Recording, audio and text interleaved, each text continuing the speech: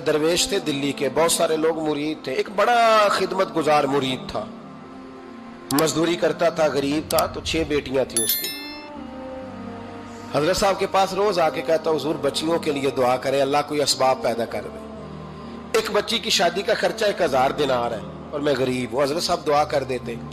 خانقاہ شریف کے تھوڑے ہی فاصلے پر, حضرت جہاں بیٹھ کے مریدوں کی تربیت کرتے تھے, اس سے تھوڑا ہی فاصلے پر نا ایک عیسائی رہتا تھا, بڑا مالدار تھا, بڑی سارے اونٹ, گائیں, بھیڑ, بکریاں رکھی ہوئی تھی, اور حضرت شرف الدین رحمت اللہ علیہ کی بڑی مخالفت کرتا تھا.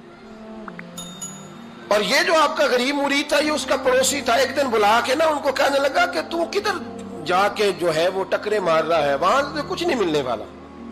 وہ تجھے کیا دیں گے جن کی خانقاہ خود چندے پہ چلتی ہے, مدرسہ چندے پہ چلتا ہے, مسجد چندے پہ چلتی ہے, تیری بیٹی کا معاملہ کہاں حل ہوگا؟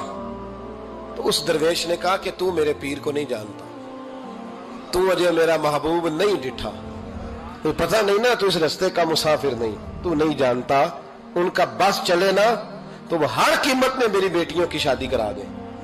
اب وہ عیسائی تھا, کہنے لگا اچھا چلو ٹھیک ہے, اگر اتنی بات ہے نا تو جاؤ ان سے جا کے کہہ دو کہ 6 سال کے لیے میرے ساتھ معاہدہ کر لیں, وہ میرے جانوروں کو چارہ ڈال دیا کرے, 6 سال ڈیوٹی کرے, میں 6000 دینار دے دیتا ہوں. وہ میرے ساتھ 6 سال میرے جانوروں کو چارہ ڈالے, رکھتے ہیں نا آپ چارہ ڈالنے کے لیے ایڈوانس پیسے دے کے. اب تو لوگ انہیں بھی غلام ہی بنا لیتے ہیں, بڑی تھوڑی تنخواہ دیتے ہیں, ظلم کرتے ہیں, پورا معاوضہ نہیں دیتے. حضرت شیخ شرف الدین کے بارے میں وہ کہنے لگا جب اپنے پیر سے جا کے کہہ کہ میرے جانوروں کو 6 سال چارہ ڈالے, میں 6000 دے دیتا ہوں, تو جو کہتا ہے ہر قیمت پہ جانے کو تیار ہے. اس نے جب یہ بات کی تو مرید نے ناراض ہو گیا, وہ لڑائی ہو گئی, گریبان پکڑ لیا, جھگڑا ہوا, بات بڑی دور گئی. اس طرح کی بات کرتا میرے حضرت کے بارے میں, تیرے جیسے کئی میں وہاں کام پہ رکھا دوں. جب وہ بڑی بحث ہوئی, بات محلے میں, علاقے میں پھیل گئی, دنیا نے سن لی, تو شیخ شرف الدین تک بھی پہنچ گئی. اس طرح جھگڑا ہوا ہے. لوگ سو گئے عشاء کی نماز کے بعد. حضرت صاحب نے نا سر پہ کپڑا لیا, اس عیسائی کے دروازے پہ دستک دی.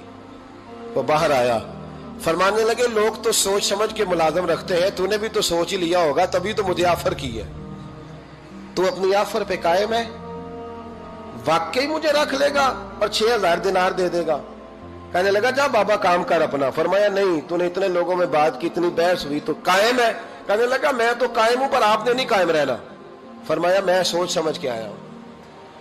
اس نے کہا آپ ڈیوٹی کریں گے, بھینسوں کو چارہ ڈالیں گے؟ فرمایا ایک شرط, بس جب اذان ہو جائے نا تو مجھے رب کی نماز پڑھنے کی اجازت دے دینا, باقی صبح و شام جو تو کہے گا. اگر اس غریب کی بیٹیاں بیائی جائیں تو مجھے اور کیا چاہیے؟ اس کی 6 بیٹیوں کا بوجھ ہے اس کے سر پہ, تو مجھے رکھ لے. اللہ اکبر. وہ کہنے لگا چلے پہ میرے ساتھ خط بندگی کر لیں. آج کل ہم اسٹامپ کرتے ہیں, اس زمانے میں خط بندگی ہوتا تھا, غلامی کا خط. قاضی شہر کے پاس, یعنی اس کا خیال تھا کہ چلو اسٹامپ کی بات کروں گا تو بھاگ جائیں گے. فرمایا چل میں تیار ہوں. قاضی تک گئے, طے ہو گیا, 6000 دینار دے دیے. حضرت نے مرید کو بلایا, فرمایا پتر یہ لے جا, جا میری بیٹیوں کو روانہ کر دے. کہنے لگا حضور یہ کیا کر رہے ہو آپ, کچھ سوچیں. فرمایا یار جب تجھے بیٹا بنا لیا تو پھر میری پوتیاں تو لگتی ہیں نا, میرا حق تو بنتا ہے نا, جا کے ڈیوٹی کر, ان کو بیاہ دے. بات پھیل گئی. بادشاہ بھی عقیدت مند تھا, وہ 12000 دینار لے کے پہنچا. کیا بتاؤں ان رب کے بندوں کا دل کیسا ہوتا ہے, کیا درد ہوتا ہے, کیا رنگ. 12000 دینار لے کے بادشاہ آیا اور آ کے حضرت کو پیش کیے کہ حضور آپ دیں اس عیسائی کو ڈبل دیں اور جائیں کام کریں. آپ فرمانے لگے تو پیسے دے, شرطیں نہ لگا, میرا جہاں دل کرے گا میں خرچ کروں گا. مجھے تو مزہ ہی اب آنے لگا ہے, ابھی تو لطف آ رہا ہے, ابھی تو ذائقہ آیا ہے کچھ کرنے کا. پیسے دینے ہیں تو دے, پابندی نہ لگا, جہاں میرا دل کرے گا میں. اس نے کہا حضور ٹھیک ہے رکھ لے. حضرت نے فجر مسجد میں پڑھی, جیب میں 12000 دینار تھے. اعلان فرمایا بھی کسی اور کی بیٹی بھی بیٹھی ہے تو پیسے میرے پاس ہیں. وہ 12000 دینار بھی بانٹ دیا, اور 12000 دینار بانٹ کے نا تو پھر چلے گئے کھیت میں چارہ کاٹنے.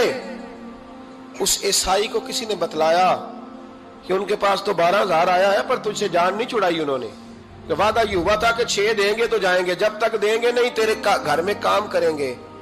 وہ نا چارہ کاٹ رہے تھے. حضرت صاحب تو وہاں پہنچ گیا, دور جا کے کھڑا ہو گیا, کہنے لگا بابا پہلے تو میں نے مسلمانوں کے اخلاق سنے تھے، اب تو میں نے دیکھ بھی لیے، پر یہ بتا جب 12,000 آیا تھا جان کیوں نہیں چھڑائی؟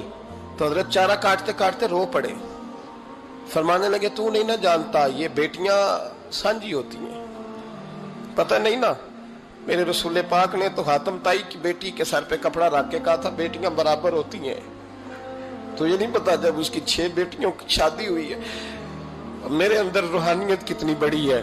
فرمایا پھر 12,000 آیا ہے تو 2-4 بچیاں پھر گئی ہیں، تو یہ نہیں پتا میں اندر سے راضی کتنا ہوں، میں تیری نوکری کرتا رہوں گا، پتہ نہیں اللہ کتنی بیٹیوں کو بیاہ دے گا۔